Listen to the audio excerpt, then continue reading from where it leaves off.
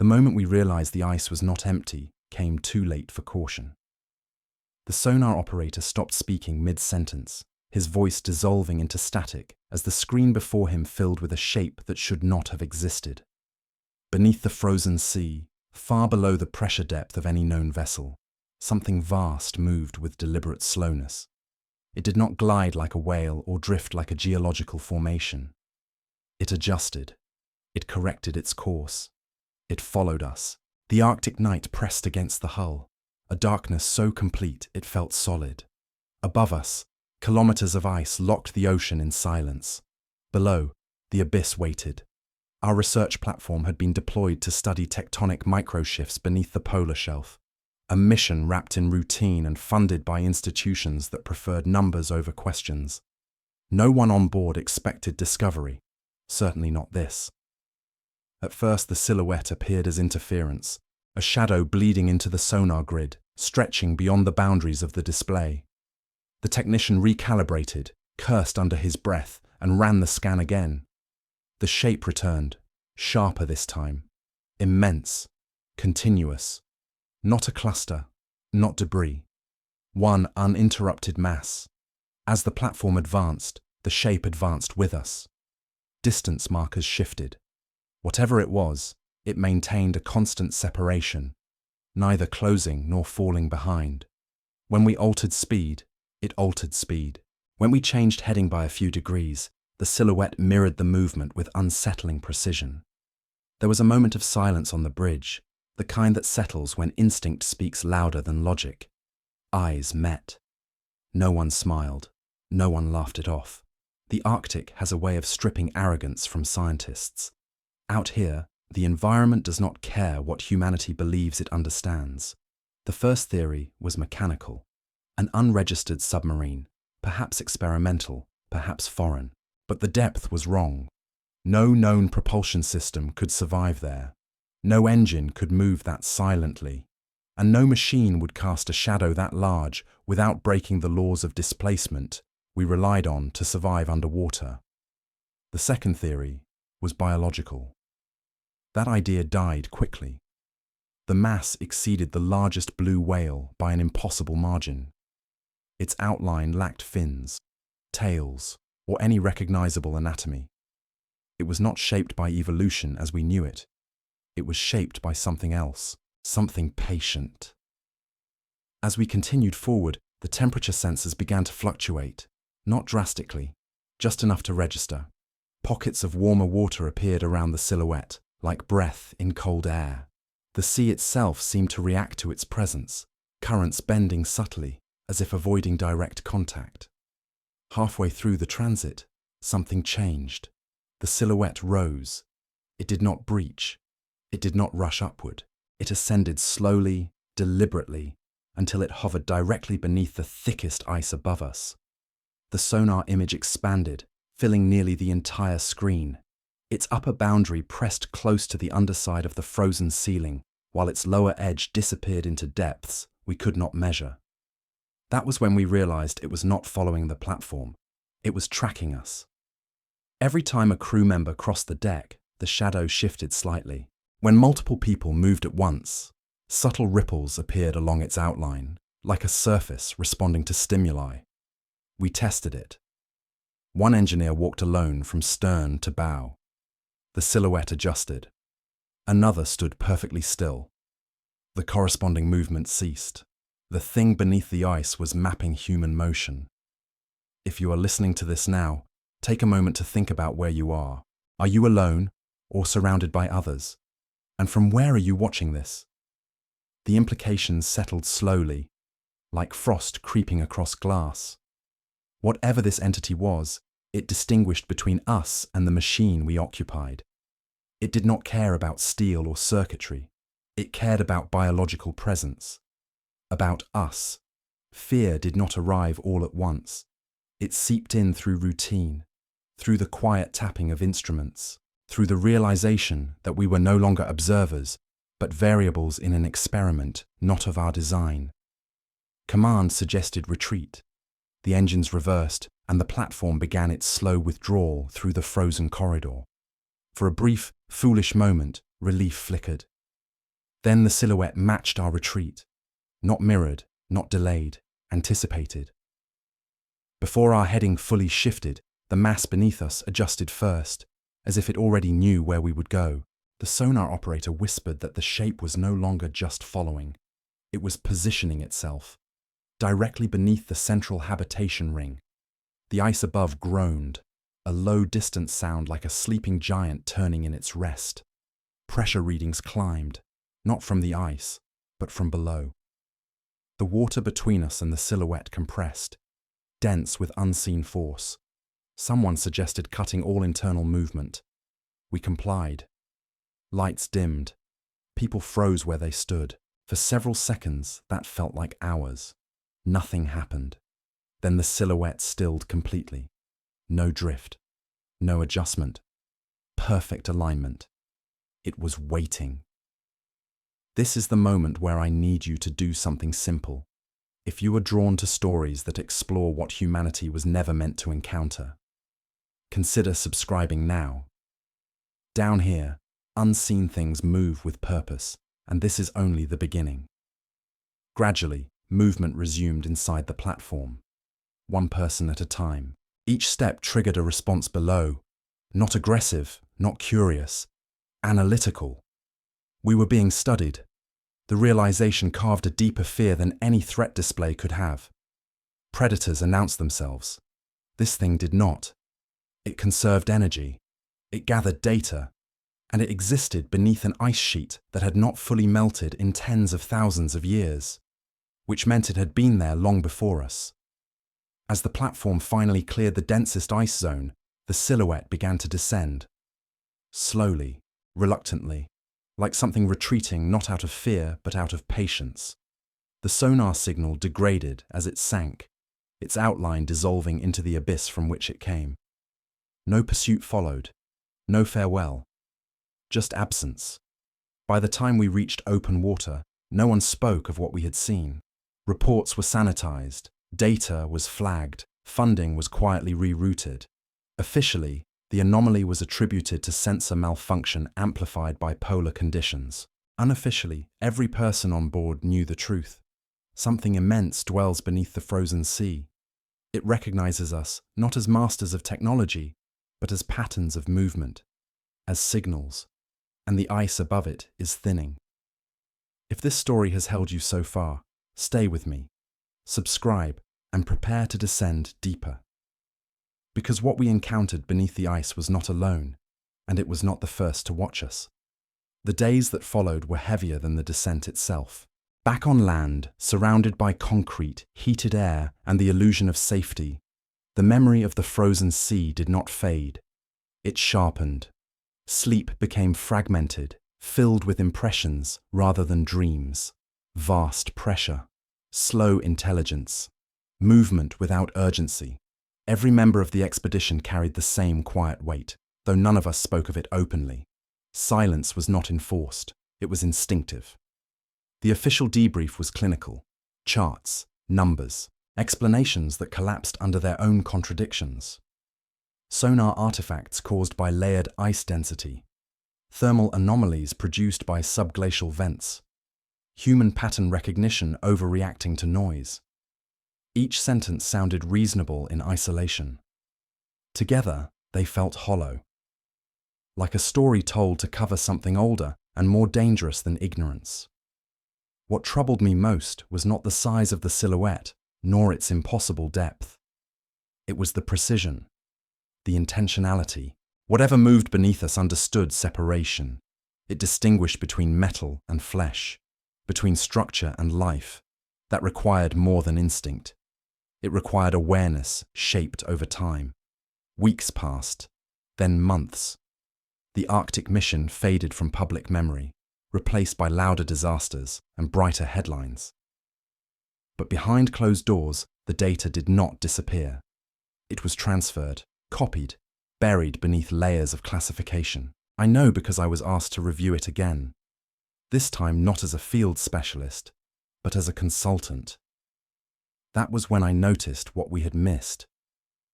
When the silhouette tracked our movement, it did not simply respond to position. It responded to density, to clusters of bodies. When people gathered, the shadow expanded subtly. When they dispersed, it contracted. The entity beneath the ice was not mapping individuals alone. It was modeling social behavior, humans as systems. That realization opened a door I wish had remained sealed. Cross-referencing our recordings with older, obscure datasets revealed patterns that had been dismissed for decades. Cold ocean anomalies, unexplained sonar shadows beneath permanent ice shelves, submersibles lost without implosion signatures, crews reporting the sensation of being watched, not from above, but from below. One incident in particular refused to stay buried. In the late 20th century, a military submarine operating under Arctic ice vanished during a classified maneuver. No debris surfaced. No acoustic event indicated destruction.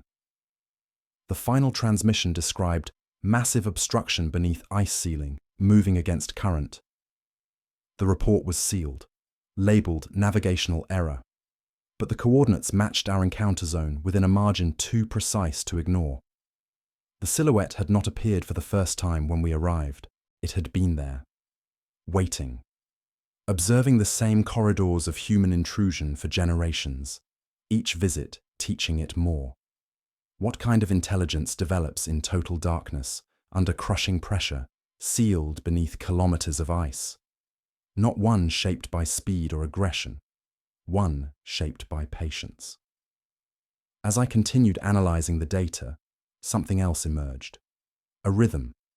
The entity's movements followed subtle cycles, long periods of dormancy interrupted by phases of heightened activity. These phases correlated not with seasonal changes, but with human presence, increased shipping traffic, military exercises, scientific deployments. It did not hunt randomly, it responded to us.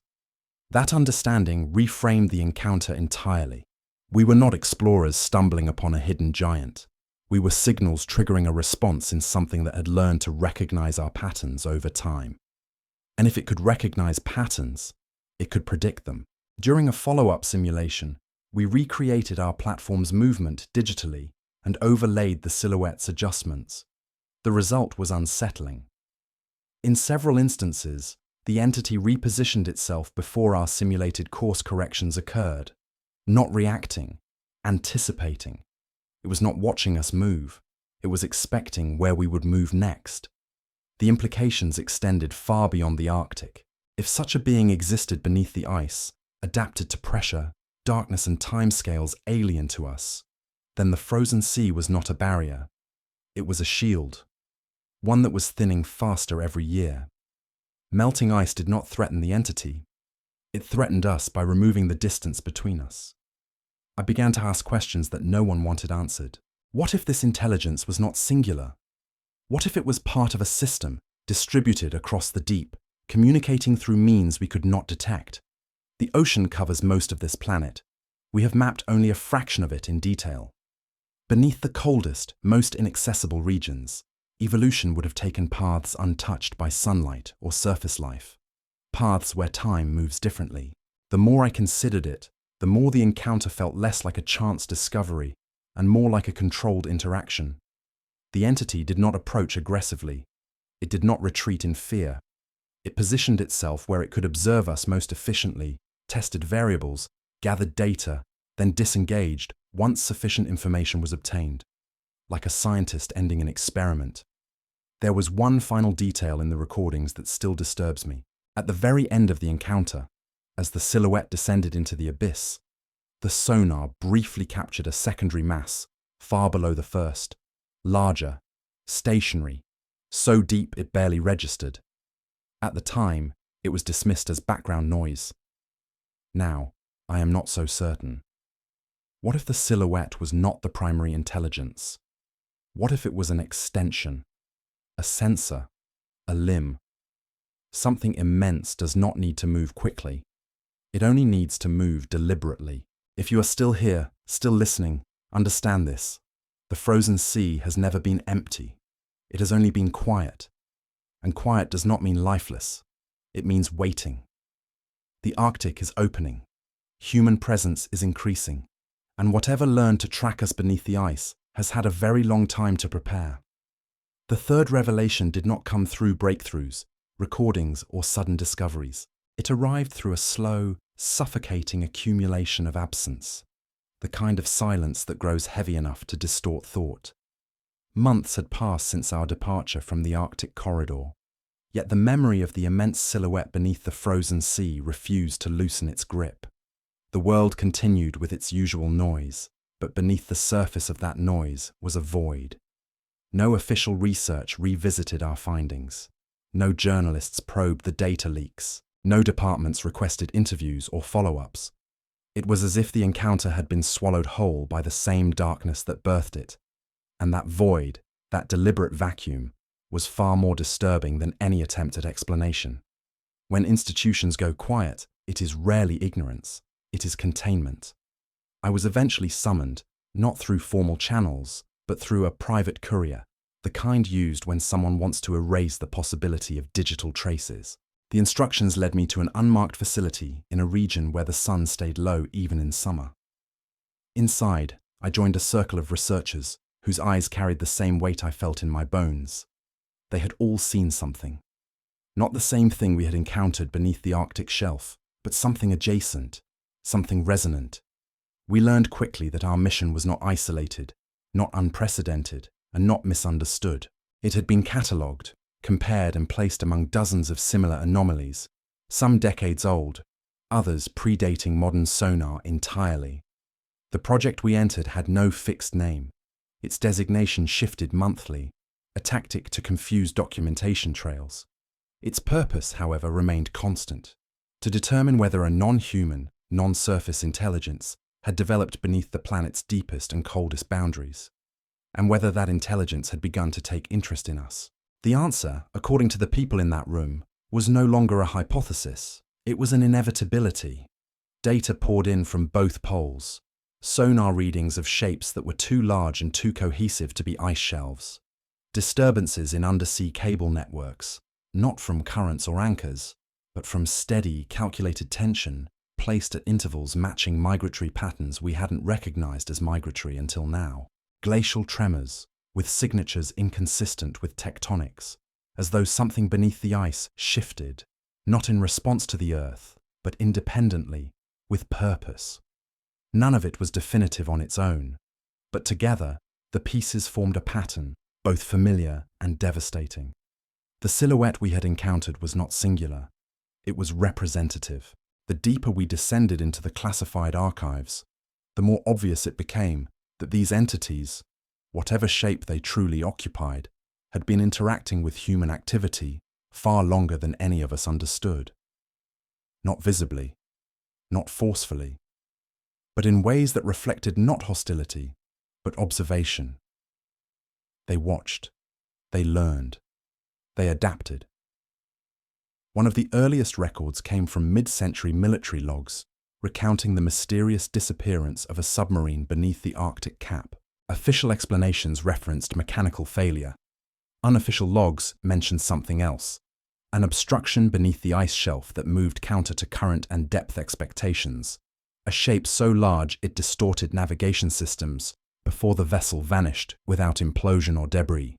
Categorized, buried, forgotten, until now. The researchers compared our sonar recordings with those archival readings, and the alignment was undeniable. Not identical, but evolutionary, as though the silhouettes had changed over time, adjusting to new environmental pressures, new stimuli, and new intrusions. Humanity was becoming louder in the deep, and something down there was listening. There was a moment during one of our internal briefings when a marine physicist paused mid-presentation, staring at a screen filled with fluid dynamic simulations. His voice lowered as he explained that the silhouette's movement patterns did not reflect random drift or predatory instinct. They resembled something else entirely: anticipatory modeling. The entities adjusted behaviors before our vessels did. Sonar pulses suggested they positioned themselves near human choke points, sea passages, submarine channels, under ice corridors frequented by research teams. They did not block. They did not attack. They waited. As our activity increased over the decades, their behavior shifted from passive observation to strategic placement. They began appearing near shipping lanes known for repeated transit. They lingered beneath stations where autonomous drones launched routinely. They repositioned near areas where sonar mapping had become more aggressive, as if studying our capabilities in real time. This was not curiosity. It was assessment. Some of the most unsettling evidence came from an incident involving an autonomous deep-pressure drone deployed beneath a rapidly thinning ice shelf. The drone had been programmed to capture thermal vents. Halfway through the expedition, its telemetry warped. Internal sensors detected mass displacement around it, yet surface sonar registered nothing, as if something immense surrounded it while simultaneously erasing its own acoustic presence. When the drone attempted to ascend, its path shifted, not hindered, not blocked, but redirected in a steady arc, as though the force guiding it understood the machine's weak points better than we did. The final recording before transmission loss showed darkness folding inward, not crushing the drone, but enveloping it with precision. No implosion, no debris, just erasure. The report was quietly sealed. Inside the project, the conclusion was unanimous. These beings did not react to threats. They reacted to patterns. The biologists in the circle offered a theory so chilling it silenced even the military representatives. They proposed that the entities were not individual organisms but distributed intelligences, vast biological systems capable of coordinating across kilometers. Not colonies, not swarms, networks, communication through pressure gradients, bioacoustic pulses outside measurable frequency, and shifts in electromagnetic fields produced by organic structures we had no names for. If true, then what we saw beneath the ice was not the creature. It was a limb, a probe, a sensory extension of something larger, something older, something that did not need to surface to understand us. It listened through water, watched through vibration, learned through repetition. To such beings, time was not a resource, it was a landscape, and we had begun to trespass upon that landscape in ways impossible to ignore. As global temperatures rose and the polar ice thinned, the distances separating our habitats from theirs shrank. Regions isolated for tens of thousands of years were now pierced yearly by sonar, cables, submersibles, drilling equipment. Noise pollution increased, heat signatures expanded, mechanical vibrations rippled across the deep. To us, progress. To them, intrusion. One analyst finally said the words none of us were ready to hear. We are not studying them, they are studying whether to tolerate us.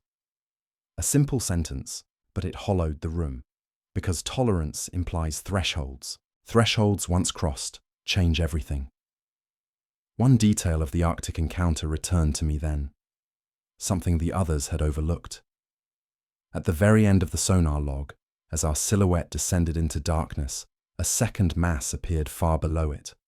Larger, still, inactive, yet undeniably present. At the time, it had been dismissed as background noise, too faint for analysis. But the deeper we sank into these investigations, the clearer its meaning became. What we encountered was not the core intelligence, it was the one that wakes first, the scout, the observer, the sampler of movement. The fourth topic will go deeper into what followed, into the moment humanity realized the ice was not simply cracking from temperature, but from something rising beneath it. The fourth phase of this story begins not with discovery, but with awakening. An awakening so gradual that humanity mistook it for climate, tectonics, coincidence, but patterns do not lie, and the ocean never moves without reason. In the months after our classified briefings, the world above continued its steady march toward industrial expansion. Ice melted, shipping routes widened, nations disputed borders uncovered by retreating glaciers.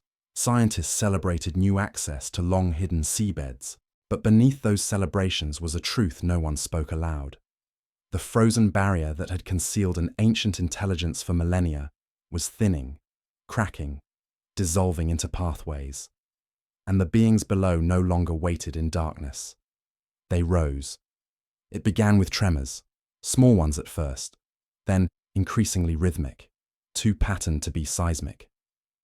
Glacial vibrations rolled through the Antarctic shelves, reverberating through stations built on steel stilts. Researchers reported deep tonal pulses traveling upward through water columns, frequencies just low enough to evade casual detection, yet strong enough to rattle reinforced hulls.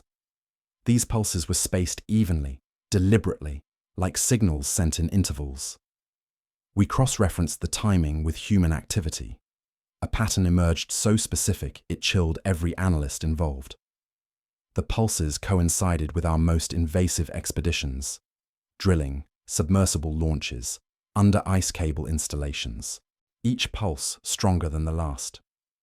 Not as warnings, but as returns, as replies. We were no longer the ones conducting observations. We were the ones being answered. It was during this period that the global maritime community began to experience anomalies the public never heard about. Underwater communication cables slackened unexpectedly, as if something vast brushed against them with calculated restraint. Cargo ships in polar routes reported subtle but measurable gravitational inconsistencies, enough to shift ballast readings, though no geological features were present. Unmanned vehicles sent beneath newly forming melt channels returned with distorted footage. Dark fields of nothingness interrupted by glimpses of slow, deliberate motion. But the most haunting reports came from the crews themselves. Whispers of pressure changes, shadows moving beneath ice too thick for light to penetrate, sudden drops in water temperature that reversed in seconds. A pervasive sense of being watched, not from above, from below. Humans have always underestimated how powerful intuition becomes when technology fails. Those who work in the deep understand that feeling precedes evidence. What they sensed was not hostility. That would have been easier. What they sensed was attention, calculated, patient attention, the kind that precedes decisions of immense consequence. The turning point arrived during an oceanic mapping mission conducted near a newly fractured Antarctic ridge. A multinational team launched 3 advanced autonomous submersibles designed to navigate labyrinthine melt channels. They were equipped with upgraded sonar, hardened exteriors, and adaptive digital mapping systems. The launch was flawless. The drones descended into a black corridor carved over centuries. 8 minutes in, the first anomaly occurred. The deepest drone detected a shift in surrounding water density. Not a current, not a pressure front. A presence, something displacing mass without generating turbulence, as if the ocean parted around an unmeasurable body. The drone compensated automatically, adjusting ballast and trajectory. Then the second drone reported identical findings. 3 minutes later, the third drone's telemetry froze. Not cut, not scrambled. Frozen, as if held in suspension. The feed returned in jagged fragments, each frame darker than the last. Not empty dark, not the natural abyss, but the kind of darkness produced by something blocking not just light, but signal reflection. Sonar pulses bounced back, warped, stretched, bent as though by a surface that was not solid but living. Then the screens filled with movement, not fast, not aggressive, slow, vast, intentional. Imagine something so large that only its motion is visible. Curvature implied but never revealed in full, edges trailing off into blackness. The drone's stabilizers engaged automatically, but the machine could not orient. The entity did not engulf it. It studied it. The pattern recognition algorithm flagged the behavior instantly. Non-destructive proximation, consistent with observation. It mirrored the encounter we experienced beneath the Arctic, but here the movement was closer, more certain, more aware. The drone attempted to ascend. The entity responded. Not by blocking its path, but by shifting pressure gradients with such precision that the craft drifted sideways, guided like a leaf in a controlled breeze. No physical contact, no forceful push, just a reconfiguration of the environment that made ascent impossible.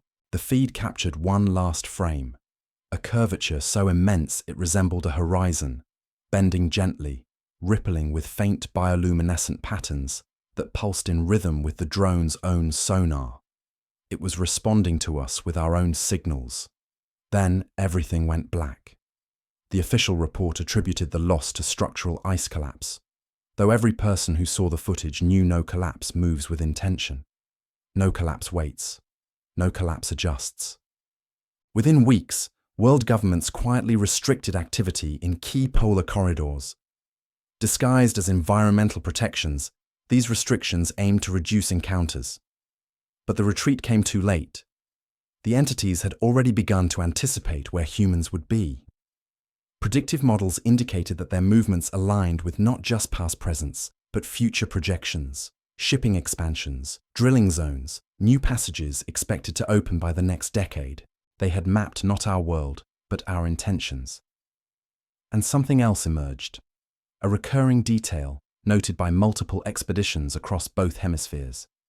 Whenever a silhouette appeared beneath a vessel, it positioned itself not directly under the structure, but beneath the center mass of people within it.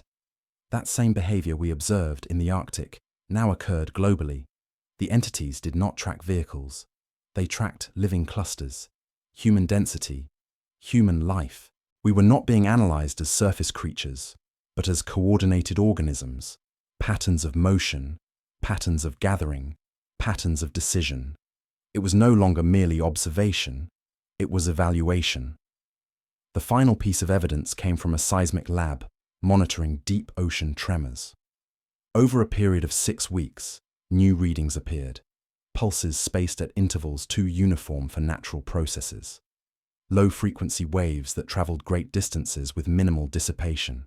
The lab's lead geophysicist recognized the spacing. It matched early communication sequences in certain marine mammals, but scaled up to impossible size. This was not random geological behavior. It was signaling. Regular, structured, directed.